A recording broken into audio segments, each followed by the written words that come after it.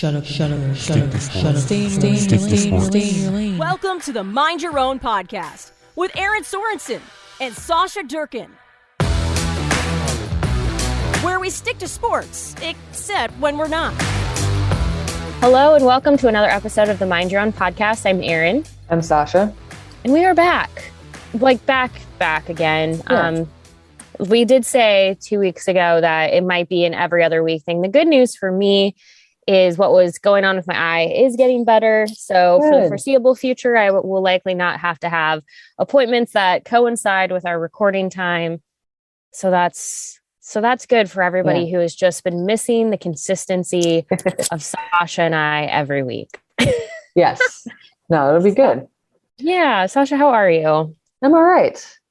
I'm kind of, I don't know, blah, I guess is the best way to describe it. And I'm trying not to sneeze right now. Speaking of allergy stuff. So yeah. We were talking about allergies before we started recording, because I was saying that I am feeling it right now more than it's just that time of the year. If you have seasonal allergies, everything is coming in bloom, and that's amazing and great. But that also means that I get just a lot of congestion, and I always know it's allergies because my eyes are also really itchy. And that's your big indicator that, I know right now it's always tough to know, like, is it COVID? Is it this? And for me, if my eyes are really itchy, I know that it's allergies, because that's usually not a sign of other illnesses. It's usually thanks to all of the pollens of the world. Actually, I didn't even look to see if like the pollen level around us is like really high right now, because that's how I always know. I'll open and I'm like, oh, yikes. Because it's like, it'll be like very, very high. Let's see. Allergy is high in our area. Yep, that's fine. Cool. No big deal. Great. Wonderful. Great. So I'm actually, my primary thing that I'm allergic to, I always say seasonal allergies, but it's specific trees. And those are all very high right now. So yes, that makes sense. That's why I'm feeling it today. And especially when I've been driving through, like I've driven to Lincoln, driven to Grand Island. And when you drive through, like, just feel like, I know I'm on the interstate, but I'm talking like there's a lot of farmland and people, are getting that ready. And it's been 90-mile-an-hour winds every freaking day. So that doesn't help either. It just circulates everything. Oh my gosh. No one showed up to listen to me complain about allergies, but that's where I'm at right now. What's really, really interesting though, is whenever you bring this up, and I think I actually said this on a recent podcast too, is like, if I talk about my allergies on TikTok, for instance, the amount of people who come along and they want to offer like help and suggestions, like this is the first time I'm ever hearing about allergies or I've ever had allergies. Yeah. But you have to be like, it's everyone's coming from a good place. So you like, don't want to get like defensive, but it is hard because it's like, I have gone through all kinds of things for my allergies. So I promise I am doing the best I can with what I have, because they're not bad enough to need like the shot or any, like some people get like literally get shots for it. The one thing I have thought about, and I know some people do this, and I should try to figure out where to get it from, but some people like swear by purchase local honey from your area and eat that, because you get the natural pollens of your area through the consumption of the honey. I need to try that. It's a good idea. So it's like exposure? Yeah. Okay. I like that. And I like honey, and I like supporting local. So exactly. The farmer's market starts in like a week and a half. So, well, unless you're not in Nebraska, and then you've probably had a farmer's market for like, I see like people in California. Yeah. And I'm like, that's so rude. Y'all are jerks. Yeah. Ugh. Well, we won't just talk to you about allergies all day. We do actually have, it's sort of fitting, because in our last episode, I brought this up to Sasha, and I brought this up to all of you, I guess I should say, but I just said, keep an eye on Sedona Prince and just observe the vilification of Sedona Prince. And what I meant by that, and I was starting to witness it firsthand, is even when I went out to see her in February. So just a little backstory on sort of Sedona's like last year. Most people are familiar with her, but if for some reason you aren't, quick little backstory. Sedona Prince is a basketball player at the University of Oregon. When Oregon made the NCAA tournament for the 2021, or it was like 2020, 2021 season, she was the one who took to TikTok and other social media platforms to call out the NCAA's basically like mistreatment of women's athletes, in the sense that like what the men were receiving was nowhere equal to what the women were receiving. And it started from the swag that they got, to the food, to the fact that they said, well, we don't have any space for a weight room. So they gave them like a small little like rack of free weights and nothing else. And so she pans this convention center, and there's this huge room that could have been available for a full size weight facility. So she called into question, basically, what are we doing here?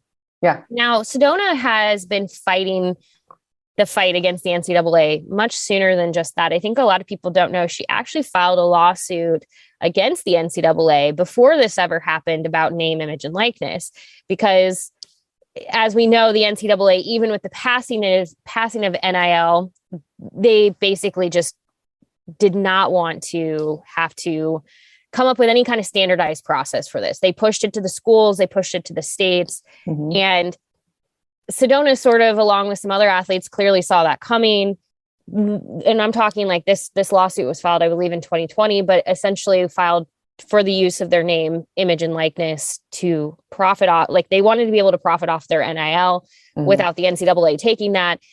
That lawsuit still hasn't been settled. So my point with that is Sedona has been fighting the good fight for not only women athletes, but athletes in total against the NCAA.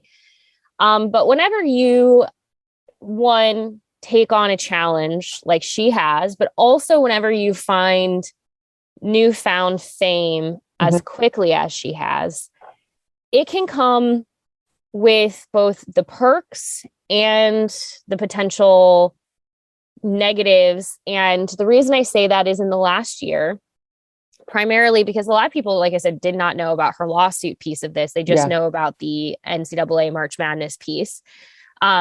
Since that whole TikTok took off, I mean, her following has skyrocketed into the millions. She's being interviewed by everybody from ESPN to, I mean, Nebraska Public Media. But she also, beyond that, is getting invited to parties and to events like during the NCAA March Madness, the Women's March Madness tournament. She was getting invited to sit in boxes alongside people like Sue Bird. Like, I mean, this is like, she's her star has skyrocketed. And whenever that happens very quickly for anyone, you are thrust into a different world so quickly that you're trying to navigate this newfound fame and your role in it and what you want from it, while people are sort of throwing expectations on top of you. Yeah. And it was one of those things where I was watching this for a while where I was thinking, Sedona has sort of been riding, in my opinion, the high of this for a good amount of time, where I'm like, when I made that comment, when I said watch for the vilification of Sedona Prince, it was because we were starting to get into the world where I felt like things were going to start flipping on her. Yeah. And the reason why I said that at the time was because I started to see people who were frustrated by the fact that, look at her, so big for her britches, getting invited to hang out with people like Sue Bird and go on ESPN and do this, like people being like, in my opinion, jealous. Yeah. And that, when that starts, it is a snowball effect. People latch onto it. The people who have been waiting in the wings for this moment are like, great, other people are talking about it. Let's dive onto this. Let's deal with her. Let's talk about her. And it's like, it's not even trolls at that point. Like trolls have been there all along. These are people who never were going to be supporters of Sedona. Or I'm going to just also point out, some of these people that I've started to see this are people that on the face are telling you that they're supporters of women in sports, but have been waiting for a moment to jump on this young woman because they either don't feel she has done things the way that she wants, they want it done, or they Right. feel like, oh, she's selling out. I think that's a big thing, is like the idea of selling out that people hop on. All of that to say, which doesn't ever make sense to me, by the way, the whole like idea of selling out. Like you see it a lot, like people say it to other people all the time. And then bands too. It's like, okay, so am I just supposed to not take advantage of the things that I've been working towards or that have landed in my lap because other people are envious of what's happening for me? Like, it doesn't make sense. Like, why would a band, I always use Green Day as an example, like, listen to their first couple albums. Well, then, you know, they landed a record deal and they sold a bunch of albums. So are they just supposed to not get new equipment and not, you know, evolve their sound as a person not supposed to evolve or take advantage of the circumstances they find themselves in? Like, I just don't understand. It doesn't make any sense to me. Well, and a lot of times, like Green Day, for example, because I've always really liked Green Day. It's one of those things too, because I remember when American Idiot came out, and that album, I'm just going to say to this day, is one of the greatest albums that was ever created. Like, even if it's not your cup of tea, even if Green Day is not your cup of tea, the creativity and the thought that had to go into American Idiot, because it was created not just to be an album, but it was a concept that could eventually become what it has become, which is a Broadway musical. Like, that was what Billy Joe Armstrong wanted from that. He was telling a story. And honestly, in my opinion, he changed a lot of potential for other artists who wanted to do these concept albums in a similar way. So my point with that, with Billy Joe Armstrong, is here he goes and alongside Green Day creates this album that has, to this day, people are like, it's one of their best albums. Like, whether or not you agree with it, it is one of their best albums as far as the conceptualization of it, the creativity of it. But people jumped on top of them for being sellouts because, like, look, you made this, like, it did lean more pop. Yeah. Yep. It did just kind of venture away from, I think, what people wanted, quote unquote, wanted. Yes. Yeah. And you start to get after it where you're like, oh, they're a bunch of, you know, sellouts and blah, blah, blah, blah. And it's like, you know, when you're an artist, just like you think of, Paul McCartney and the Beatles and their evolution, or even when you think of Taylor Swift, or when you think of, I think of 21 Pilots a lot too. 21 Pilots is a great example because they did the exact same thing with Trench. Sorry, everyone. Like, one of my like side things is like, I'm obsessed with music and like the evolution of bands and artists and like their creativity that they have to come up with. But 21 Pilots, when they decided they're going to do this whole like Trench experience, truly experience. But so here's what happened is, as they like, so that was so far, like, their second or their third album, blows up. People are like, oh, they sold out. Then they have Trench and they're like, what? Like, they're so different than they used to be. And now they're playing arenas and people are so mad at them for it. It's just like, you can't win. Like, you just can't. You become like, you're damned if you do, you're damned if you don't. There's just nothing that you can do where people are happy. Also, I just want to point out that American Idiot, I love this. I'm reading this from Wikipedia because it's easy, but I love how when it first came out, it was generally positive reviews. I think that that's one where it's like almost like a cult classic where it became like, honestly, more and more people appreciated it as it like existed in the world because like Pitchfork deemed it ambitious, which is a kind word for saying it sucks. Yeah, I mean, New York Times called it, it said it trumped any pretension with melody and sheer fever. So like, it was just kind of interesting how the critical reception at first kind of matched like what we're talking about, where people were like, wait, this isn't what we were expecting. But now it's in Rolling Stone's 100 greatest albums of the last decade. It has become like, I mean, and they're not the only ones. You look at all of it and it's become like, I'm looking at all of it. They won tons of different awards. They won the American Music Awards for it. It actually won Best Rock Album at the Grammys. It was nominated for Album of the Year. So long story short, it was one of those ones where like, I think people this is not a podcast about Green Day and music, but it could be. But, but I mean, all of that to say, you know, like, I think that I mean, we see it all the time in various different spaces. Something I saw from Brene Brown the other day was a clip about resentment and where it actually comes from. I think she was talking to her therapist or something like that, or a friend of hers. And they were like, well, you know where resentment comes from, don't you? It comes from envy. So you're not resentful that the garbage is still sitting in the trash can. You're not resentful that someone else is prospering when you are not. You're envious of the fact that they are doing something that you would like to be doing. Like if the trash isn't being taken out and someone is sitting on the couch watching TV, you're actually envious that that person is sitting down on the couch watching TV, not resentful of the fact that the garbage is not out. You know what I mean? Yeah. No, it's true. I've had to have kind of my own like rethinking, because I have found even in my own self that there are times where, for instance, I see others getting success. And I've actually had this realization in the last few days, because my schedule recently has put me in a lot of situations where I've been around a lot of people. I have been working on a lot of projects. And I have found that I walk into these situations in one headspace and I leave them in another, because I leave and I start to feel inadequate. I start to feel like, are people talking badly about me? Are people, you know, am I not coming across the way that I want to? There was a very specific moment recently where I was in a group of people for work and I said something, and a couple of people turned to each other, and I do not believe this to be true, but like I think we're just continuing a conversation with one another, but my brain started going like, they're talking about me. They're thinking that I'm being stupid. But like, I've had a rethinking where I'm like, I am projecting onto them the things that I am still having to deal with myself.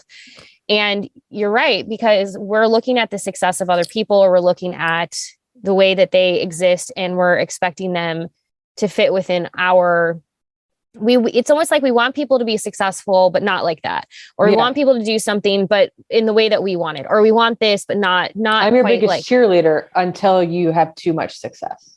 Yes. And this is what is, to go back to Sedona, what has happened and what was really interesting since the last episode that recorded 2 weeks prior to this. Literally the evening before we started recording, she put a TikTok out. I sent it to Sasha, and she explains essentially that she is going to be taking a break from social media. And the reason why is, she explained she loves when people come up and say hi to her. She loves when people ask for photos and everything. Like, and I can vouch for that, having personally met her and have gotten to know her. She is somebody who truly just has embraced people wanting to see her and be around her. Now, that doesn't mean it's easy, but she truly like has embraced that. What has happened though, is she was at a party. So what she's explaining is she was at a party over this last weekend where a friend of hers is in a fraternity at the University of Oregon. She went to this party. She explained it was like a big block party situation. It wasn't like a small thing. It was a lot of people. She's there. She obviously stands out. She's easy to recognize. And she starts crying, telling the story of how people at first are, asking for photos, saying hi, but people start shoving her and pushing her and hitting her to get her attention. And I'm going to be honest, the way she's much more kind in the way she explains this, because the way I envision this in her storytelling is she's seeing it as people are doing this to get her attention. To be honest with you, I think people were doing this to be incredibly mean. I don't think that shocks anyone. I think that the people who are pushing her and shoving her weren't trying to get photos with her. I think they were using that as hey, I'm trying to get your attention, but they're using it as an excuse to assault her and to put their hands on somebody that they shouldn't. Like, keep your hands to yourself. This whole thing, though, this is not the only reason she's leaving social media. She goes on to say she has found that she does not like who she's becoming right now. She feels that she is acting out and being someone she doesn't want to be. And so for her sake of her mental health, her girlfriend's mental health, the people around her, she has to take a step back, because she is not liking who she is. So the wild part is this experience that has happened to her and these things that are happening to her, but she is saying, I don't like who I'm becoming because of who she is having to be in response to how people are treating her. Yep. And I have been observing this over the last like month or two where I'm like, Sedona is hitting that point where people want to see her fail now. Mm-hmm. She is hitting that point where people are, and I think what kind of triggered this for me is when Oregon lost in the first round of the March Madness tournament. She had a lot of people who were like, oh, if only you'd cared more about basketball. And like, it's just, I don't understand why as a society, we just wait for people to fail so that we can like jump on top of that. Mm-hmm. But that is what, in my opinion, I started to watch happen is that people were getting ready to pounce. And it's been kind of a slow build over this last month and a half. But I hate being like, I kind of saw this coming.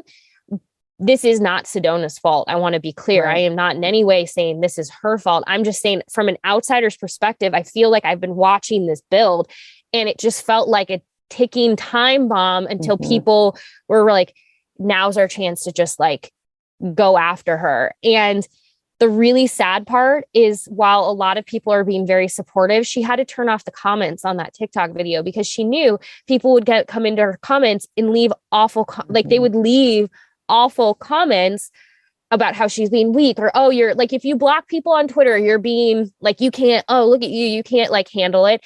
Like, it's just this, no, like, I'm just not going to put up with it.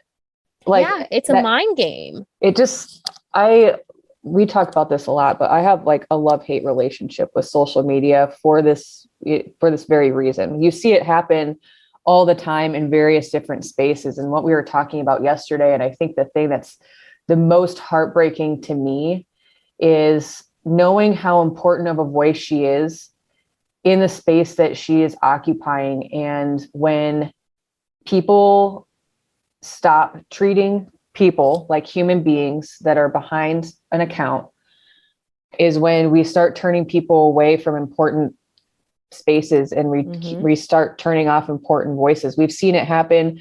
I mean, on Twitter, there have been a lot of people in the sports world who have left Twitter because people are just so awful, terrible. Yeah, we were talking about this last night. I was saying to Sasha, like, we drive people away from the spaces in which we need them. We need their voices. And the irony of this, especially right now with what is happening with the purchase of Twitter by Elon Musk and the discussion of free speech, there are a lot of people who have this like, and look, y'all, somebody, if you really want to come and debate me on this, fine. I really like I got frustrated yesterday about it because okay, let me put my thoughts together here. With the purchase of Twitter and taking it private again, I, as a journalist, have concerns about how the direction of social media is going in ways like this, and has nothing to do with Elon Musk. I want to be clear. Right. I really don't care what your opinions of him are. It does not matter in this term. I am concerned by an individual who is so openly talking about wanting to restore free speech and all of these things. And I say that because what happens is when I start talking about this, people they have a couple of arguments as they talk about like, well, Elon Musk doesn't agree with like, Donald Trump, for example. No, he doesn't, but he will reinstate him on the app because based on what he is saying, this is what so here's the point. Yeah. This is not political. I also want to be clear. None of this is politics for Elon. Like none of this is politics, but the issue with what has become of, and it's not just Twitter, we see it in a lot of different spaces. We see it in a lot of social spaces. And some of this is just inherently like who we are when we're given these platforms. But what concerns me is the free speech is not freedom of consequence. Yeah. And there's sort of become this like consequence-free nature of social media, and Twitter became one of the worst examples of it. It still is. Here's the thing, booting some people off of Twitter for breaking terms and services, which a company like Twitter is allowed to have and will have to remain. Like, I think people are failing to understand this. Like, even owned by Elon Musk, there will have to be terms of service that if like you break the guidelines, like, sorry, like that is not like freedom of speech is not freedom of consequence. And for me, I would argue that even like, I think that we hyper focus on some of these big accounts that have, lost their access and all of this stuff. But like, there are people who are still getting harassed every single day on this app and nothing is happening. Like you submit it and you tell people, hey, this person is like literally threatening me. And Twitter responds with like, oh, it doesn't seem that they've broken our terms of service. Right. Like this is where I'm like, this is the stuff that like, when I think about what is going to happen now with Twitter as a private company, is there's reason to be concerned about that as well. And this is like too much of like a bigger discussion that like, I won't sit here and like bore you all with it, but I will encourage you. I listen to this incredible group of people on Twitter. If you ever see, everyone listening, if you ever see when I know people kind of like to like make fun of Twitter Spaces, but they can be really great. It's like a radio broadcast. I kind of love it. Yeah, there was and they were recording it, so I bet it still shows up. Let me see if it pops up for me. It should pop up in a there was Axios did one yesterday after the sale of Twitter by Elon to kind of talk through some of this. And I think, there's a lot of reality checks here where it's like, there's still going to have to be content moderation, just like anywhere. But like, what does that content moderation look like now? Because these spaces aren't safe to begin with. Right. Do they become more unsafe? That's the question that I think people are having, is like, what does Twitter look like now? Like, with this idea of free speech being like the fundamental paramount of this, what does it look like? Because for me, again, just looking through my journalist view, like, freedom of speech, again, is not freedom of consequence. You can go and say anything you want, but that does not, for instance, you cannot go walk into a crowded theater and yell fire. It is not protected speech. You have the freedom to do it if you want to, but don't be surprised when you get arrested. Like, that's the stuff where it's like, all of this to say, because I'm on like this like tangent of a tangent of a tangent. We are driving people away from these spaces. And so like, I understand that like in the purchase of this, Elon Musk is going, I'm going to restore freedom of speech and make this a space that like people want to come and talk and blah, blah, blah, blah, blah. Okay, I'll see it when I believe it, because here's the problem. You might reinstate some people to create this freedom of speech, but you are still going to inevitably drive people away. You might not be banning them from your space. But you're still going to drive people away, because we are already driving people away. So that is more of my concern, is if you're going to talk about freedom of speech, let's not be so focused on like reinstating a person who's already broken the terms and services as they exist right now. And let's focus on the fact that we're driving people who we need their voices as well to stay, because they're getting trolled by people to an endless, they're getting trolled, they're getting doxxed, they're getting like literally, okay. Sorry, last little tangent on this. I literally watched a creator on TikTok that I love who just talks about like royal family stuff get harassed by people on Twitter because they didn't agree with what she was talking about. It's like, what are you doing? Like, why is this? And so this already exists in this space on Twitter. So it's, again, I'm sorry, I don't really care so much about the people who've already broken the terms and services and reinstating them for quote unquote free speech, when like, who are we still going to end up driving away from this app? Like, that's what I want to address, is like, how do we keep people in spaces where we need their voices without them feeling like I can't be here? Because people are just going to just like, there's only so much your mental health can take before you're like, I can't be here anymore. I don't know if any of that makes sense to anyone. That is just where I'm at, is like, that was a long-winded explanation of like why this whole Twitter thing, to me, I both care and don't care.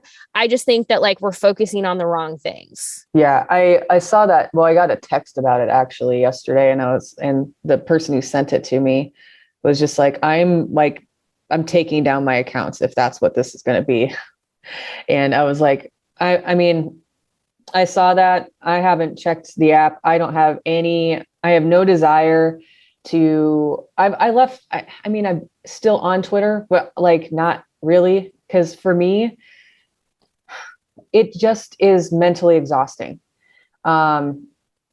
Seeing people get trolled, and then reading comment sections on information that needs to be put out there because it's information that, I mean, there's some Nebraska legislature stuff that was going on a few weeks ago, and I was like, oh my gosh, I love this thread, because if this information wasn't put out there, I probably wouldn't have seen it or been made aware of it.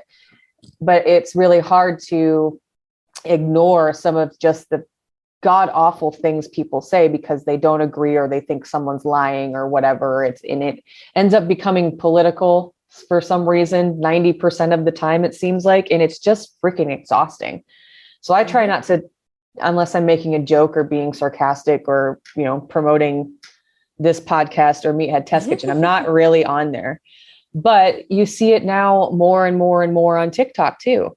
You see, I mean, hell, Instagram's kind of what it is at this point. I feel like it's kind of waning, it's honestly for the best with Instagram, because it's just becoming it is what it is. Like, who would have thought that like Mark Zuckerberg would inadvertently just like stumble himself into like a platform that people are just like, he's got so much to worry about with Facebook and battling every problem there and like misinformation, all of this as well.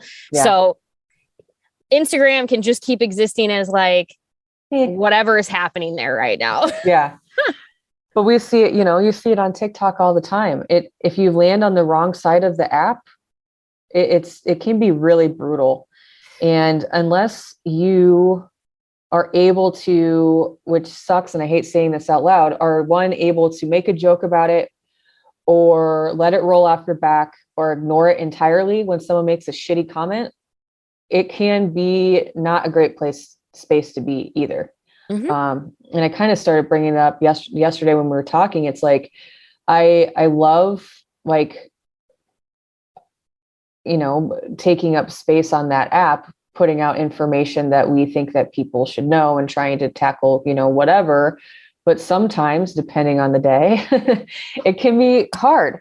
Because if something blows up or even gets, several thousand views, you are inevitably going to have somebody who is just going to try to tear you down, make you feel bad, tell you you're wrong, tell you you don't belong in a space. And I think sometimes it may be because we happen to be females. It's for sure. Like, yeah, sorry. Being women definitely makes it even harder being on social media. Yeah. And I found myself, we kind of had touched on this a few weeks ago, but I found myself, especially when I was specifically working in sports media, but just in general, I felt like I was censoring myself a lot, specifically on Twitter. And I don't have that many followers. I have enough, but I found myself censoring myself, just like my personality, because I didn't want to offend anybody. I was worried about being too loud or, being too sarcastic, and it lands in the wrong spot. And then people are like, oh my God, you don't know what you're talking about. And I didn't want to deal with that, because on a given day, sometimes I can handle it, and other days it can really make me feel terrible. And so that's kind of why I stopped going on Twitter so much. Not that it happened very often, but I didn't like that I was censoring myself. Yeah. And the thing, like I say with Twitter, cause so actually what's interesting in this whole, I promise this all makes sense in context of like what we were talking about with like Sedona, I promise. Cause so what's really interesting about Twitter, and this was part of what I saw Elon Musk recently talk about when he was originally trying to, become a majority owner through, he wanted to join the like board and do all this. And then they were going to do the whole poison pill situation, like all of this stuff. But anyway, he talked about how, his whole thing was kind of like, he's talked a lot about like, wanting to combat censorship. And the interesting thing, and this is what I go back to, and this is exactly what you're saying too. It's all kind of, there's a difference in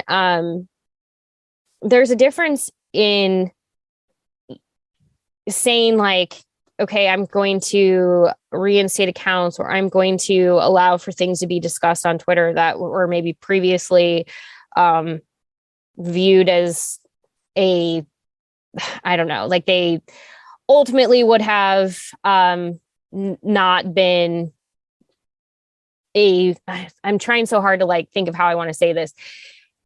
Long story short, like he has made it clear that he wants Twitter to be a space where people can say just about whatever they want to say.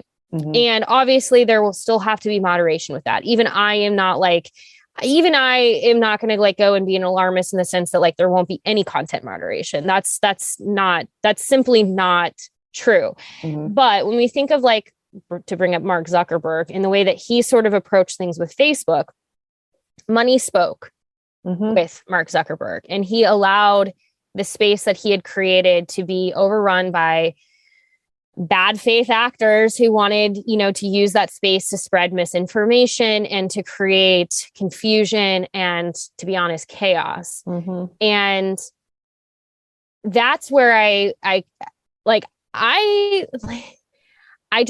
grow concerned with what is happening here, that like, again, it's not about like giving freedom of speech to everyone, like under whatever you whatever you decide that definition looks like for the space that you now own, because he's going to take it private. So private companies can do whatever they want. So he can determine that free speech is whatever he wants it to be on this platform that he now owns. So I'm less concerned in my mind again about that piece of it. I am more concerned about Twitter becoming almost self-censored because of the people who will leave. And I don't love this conversation that I'm seeing. And I open Twitter of people who are like, that's fine if the liberals want to leave. No. I'm so tired of things becoming political, or liberal versus conservative, or Republican versus Democrat. We're all human beings at the end of the day. So this is my point with that. There are people we talk about, like, the irony of this, the fact that we say like, well, we shouldn't be silencing people's voices. Okay, but like with Sedona Prince saying, I need to take a step back, I can't be here, like this space is negatively harming me. Are we having that same conversation about her? Are we having that same reflection of what have we created that is not allowing this person to feel safe here, not allowing them to feel heard, not allowing for them to feel like they can speak? I don't think at this point I censor myself on Twitter. I actually have talked about this on this podcast. I talked about it on TikTok. When I think about like my growth on Twitter, I grew really exponentially quick in like the mid 2010s. And the reason why is because I felt like I was using the platform to serve people in the way that I thought that what they wanted from me. So it was a lot of like Husker talk, a lot of football, a lot of this. I eventually at some point was just like, I have other interests beyond just this. This is my account. The amount of people who even to this day come into my account, or come into my mentions and tell me like, can't you use your personal account for opinions like this? This is my Twitter account is literally at Erin Sorensen. Like, what is more personal than this being my name? This is me. This is my account. And just because I have a job that is public facing, that allows you access to me, does not mean that I suddenly am not allowed to discuss other things. It's really amazing because people don't come and get on my ass about like when I talk about Chipotle, but they do when I talk about things like this. Yep. And so like I have seen my Twitter grow slow. Now there will be little spikes here and there where people like, I will start talking about sports and people will be like, yeah, here I am. And then they get slapped with a tweet where I'm talking about, treating women equally. And like, for some reason that just like sets them off. But here's again, my only thing through all of this, like in Sedona is an example of this, unfortunately, recently, is what are we accomplishing when we push people away from these spaces? We can shout, Elon Musk can shout about free speech all he wants and reinstating people and bringing the platform more transparency and fixing the algorithm and all this crap. And that's fine. Okay, whatever. Yeah. My question for him would be, how are you going to make this a space then through all of this gibberish? How are you going to make this a space that still is welcoming and inclusive and allows for voices to be heard? Because the irony of this is people who are yelling about how this is going to be him bringing that back to the platform don't realize people have been leaving this platform for a whole bunch of reasons already that have nothing to do with like censorship. They just don't want to be here anymore. And that is a mistake for us all because we lose important voices in the process of it. And I know there's somebody out there hearing me say that that's going to think like, well, what about voices? I don't have a problem with somebody who I don't agree with having a platform. I am capable of scrolling by. I am capable of blocking. But there are so many people that aren't, and that's the problem. That is, now I do want to just point out hate speech and certain there are certain speech that is not protected. So like, if somebody breaks terms and violations of a platform that they are on because they teeter into those worlds, like, sorry, I can't free speech again for the 80th time is not freedom of consequence. You can say whatever you want, but it doesn't mean there isn't potential consequence from that.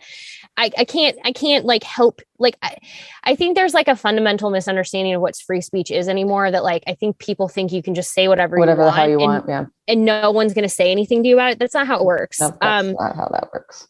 But I will say this. I agree with people when they talk about you shouldn't, chase voices away from platforms. I agree. Yeah.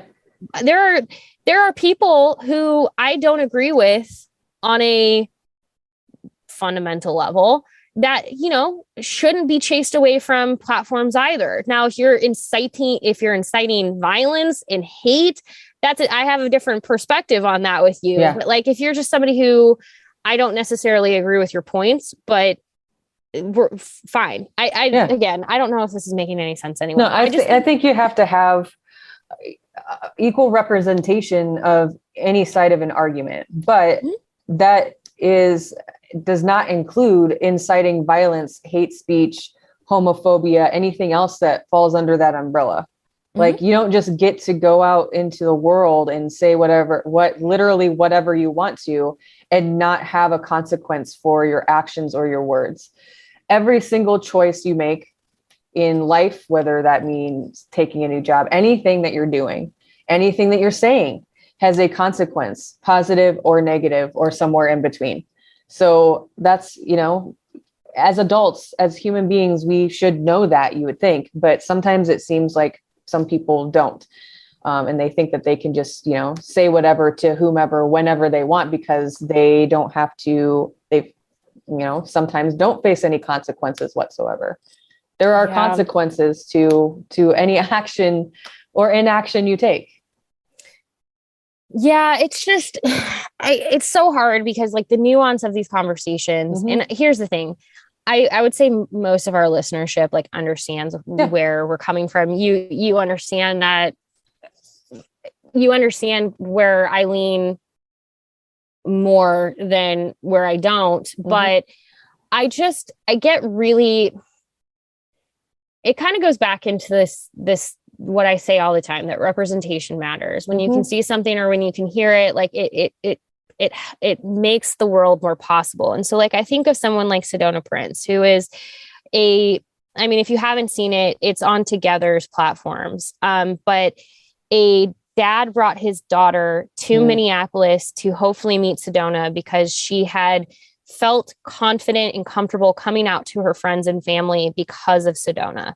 She saw Sedona Prince being amazing at her sport, but also being authentically who she was. And that inspired this young woman. And you imagine how many of these girls and young women out in this world are looking at someone like Sedona and going I'm not alone.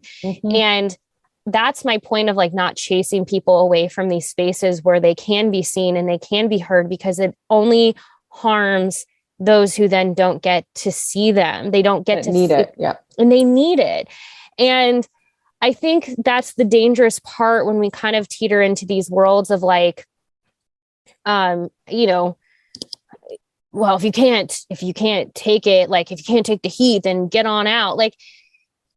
No. And then if the roles were reversed, I don't think that anyone who's saying that hasn't encountered whatever they're saying to get over. And if they were, they wouldn't be saying that. I think I think the hardest part for me, and this is kind of goes back into a conversation that we've talked about many times before, and I try to check myself on this. I have a lot of privilege as a white woman. Like there are a lot of things that benefit me because of the color of my skin. And whenever we talk about this, there's, people who get upset because they're like, my life has been hard. It's not saying your life hasn't been hard. Your life you can have faced a number of challenges, and that is completely valid and completely like understandable, but that it just hasn't been made harder because of the color of your skin, or it hasn't been made harder because of whatever challenges might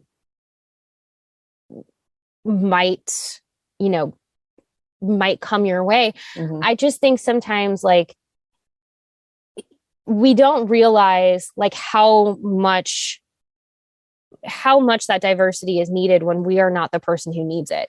So for me, like when I talk about when I was growing up, not having women to really look at and in how now I'm so envious of young women who have a group, a camaraderie with one another, because there's more than just one of them. There's a group of women, and how I'm so envious of that, where I'm like, that has to be, even if they aren't best friends, that's fine. Who cares? At least you have like the support system of like, I'm not alone. I think about that a lot.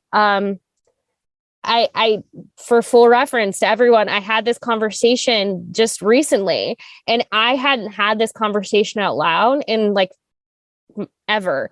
But do you know what it's like to be a woman in sports who has not seen another woman on my beat in my space who's been pregnant? I've literally not watched another woman be pregnant, like in my space, in the job that I'm doing. So like, if I want to have a kid, like there's a lot of like if that is my choice and I want to have a child, do you know like how like strange this is for me to have to think about like what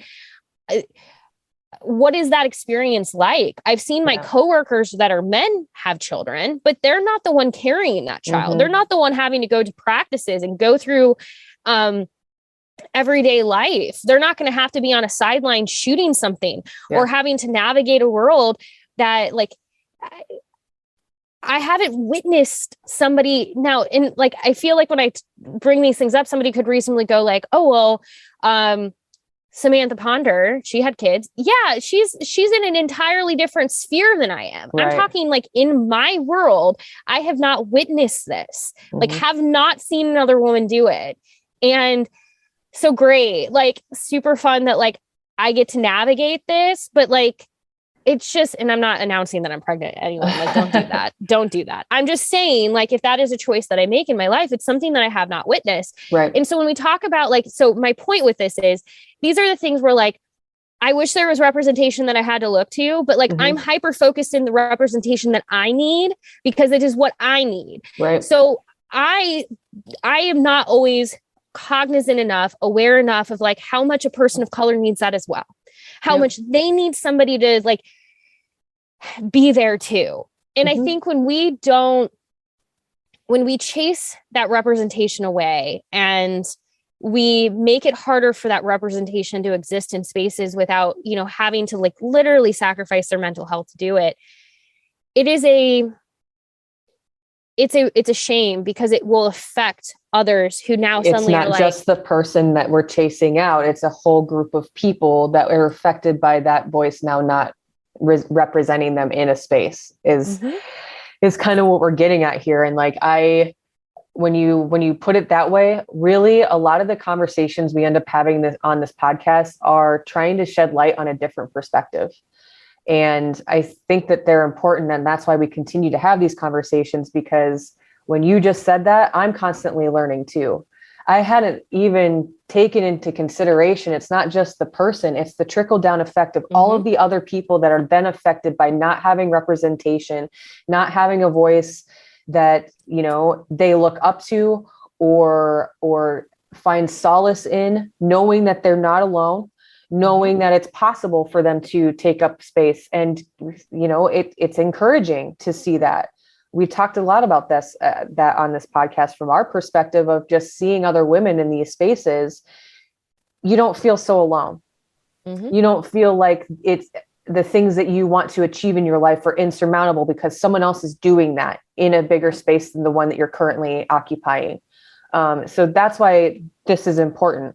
That's why we want to talk about this today, because you've got to have representation. And when we chase people out who are a profound voice in these spaces, it's not just one person that's being affected. Mm-hmm. I mean, I am sad that Sedona had to make that video.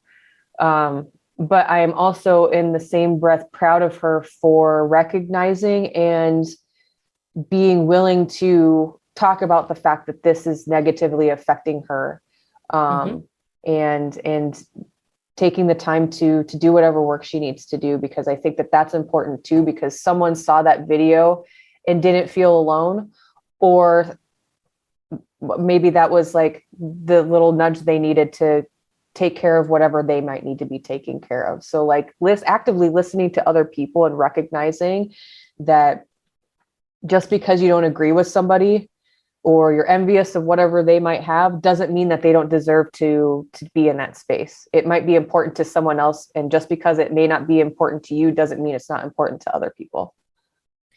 Exactly. And I just, here's the thing. I hope for every young person, or every person, doesn't have to be a young person, any person who watched Sedona's video and felt like, oof, I feel this. Like, I hope that they also through that recognize that they're not alone. I hope that they recognize that like there are people out there that feel the way they do. Now, for me, it's like, for those of us, and I say this for those of us that have points of privilege, it is now on us to continue talk. So for me, it's like, until Sedona feels comfortable returning to social media, it is on me to be that voice and to keep amplifying the messages that are important for people to see. And I would hope that like someone would do the same. If I said, I need to take a break, somebody else would step up.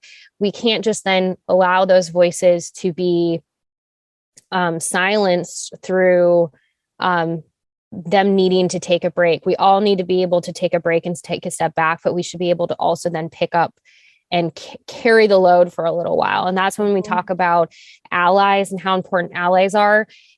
That's why it's so important for us to do that work. And I always appreciate it. I see this on Twitter quite a bit from some people I really respect, who talk about like, you cannot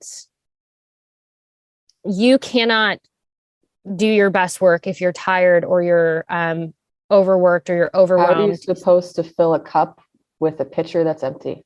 Yep. So if you have to take a break, but then that's on us, the rest of us, to step up in place while that person is working on refilling their own pitcher. And I just really encourage, like I said this 2 weeks ago when I said, kind of keep an eye on this vilification of Sedona Prince, not because she deserves to be vilified. She absolutely does not. But watch how this happens elsewhere. Watch when you start to see this with other people, other creators, I think what's been really interesting about this whole Twitter thing is there's been a lot of focus on, again, it kind of has gone into the political piece of it. I think there's been a lot of focus on, quote unquote, and I say quote unquote because it's a loose term, but like quote unquote conservatives being driven from a space. But I just want to like point out that like we're so hyper focused on, again, people who've had their accounts disabled or whatever, but like we're not actively focusing on the people that we're pushing away. Right. And we're losing those voices. And you see those comments where it's like, well, I'm just going to go elsewhere. The reality is people aren't going to delete their Twitter accounts for the most part. Like I won't delete my Twitter account anytime soon, at least not over this. And my use of Twitter has changed because of the way it makes me feel. Like I don't always feel good when I leave Twitter. So that has nothing to do with the ownership. It has to do with the way that we approach social media. I have no idea what it's going to look like, but we need to really reevaluate how we treat people across all social platforms, but then also in real life. Because the thing is I'm starting to see a lot of this teeter into real life too, the way that Sedona was being pushed and assaulted. Like we always make that thing where, oh, these people wouldn't say it to my face. People are starting to do that. They're so emboldened to do that. This is a bigger discussion that we don't have time for just on this podcast. But I guess my challenge is just be aware. As you're seeing this, take mental note of it. And ask yourself how we can change this, because this is not going to be solved overnight because of the change in ownership of one social platform to another person. It's not going to, like, these are fundamental things that we need to ask ourselves and address. And right now, it just makes me really sad that we continue to make these spaces unsafe for people to exist. And we've got to figure that out. Yeah. I hope that I'm not correct, and that it probably will likely get much worse before it gets better. But I hope that maybe everyone in the world will listen to this podcast and be like, you know what?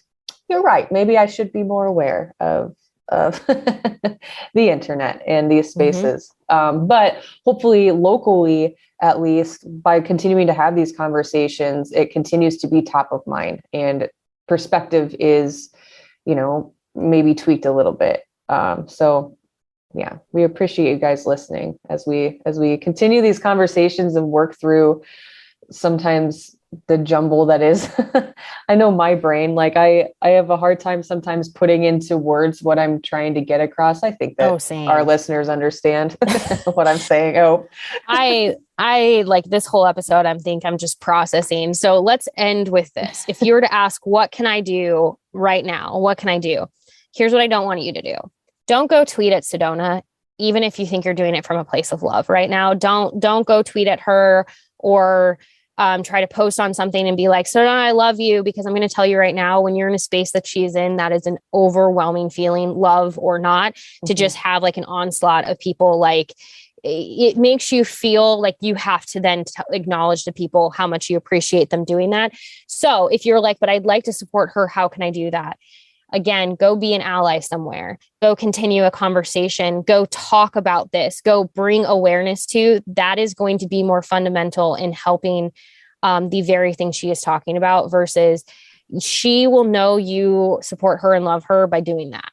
So go just be an active listener, go be an active ally and listen and see where you can make a difference in your community by just continuing this conversation of like, how do we make spaces more inclusive and not drive people away from them? Yeah. That is your challenge. It's a challenge for all of us. 100%. So, well, we appreciate you as always for listening and for bearing with us as we sort through our own thoughts.